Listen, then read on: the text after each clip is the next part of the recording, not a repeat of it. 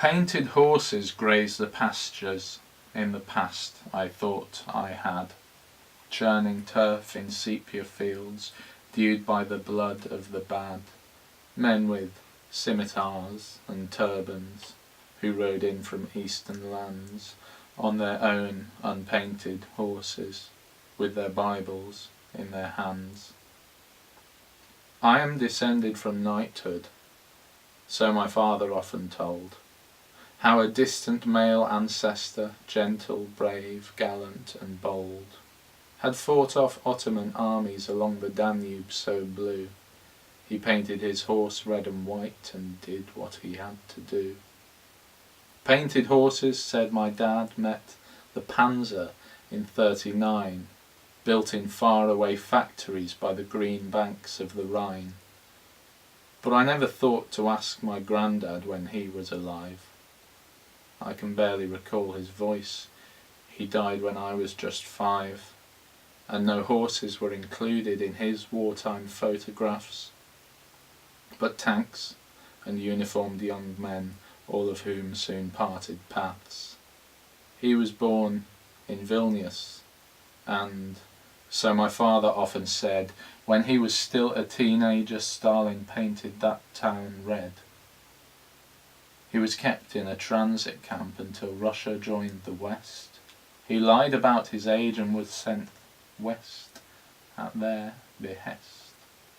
Crossed the great European plain and somehow ended up here, far away from painted horses and all he had once held dear.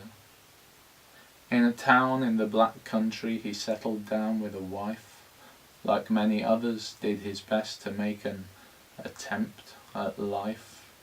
Scrubbed tanks in a chemical plant, never sending letters east. Had 4 children, lost his wife, and smoked his way to his last priest. Alas, no diary was found among his personal cores, just the mundane mementos of that second greatest of wars. Some photographs of his family, some photographs of his friends, and some letters typed in German with Heil Hitler at the end. Though any of us could now play judge, historian or sleuth in an impossible quest for that elusive thing called truth. Like a madman, like a minstrel, like a boy, I still believe in horses, in painted horses. There is nothing to reprieve.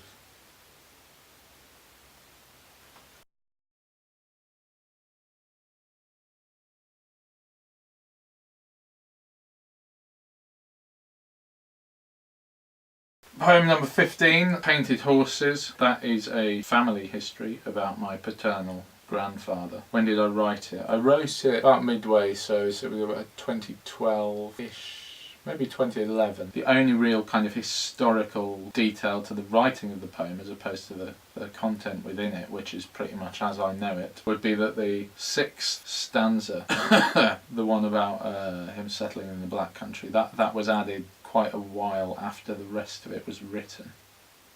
And I kind of fiddled about with the metre throughout the whole thing, because it always felt like a poem that kind of could be good but wasn't really working, and in the end I just kind of went for what felt right rather than counting syllables, and kind of left it, because I think the great poem that I had hoped was there was not going to come out, so I just wanted it to emerge as a functional poem.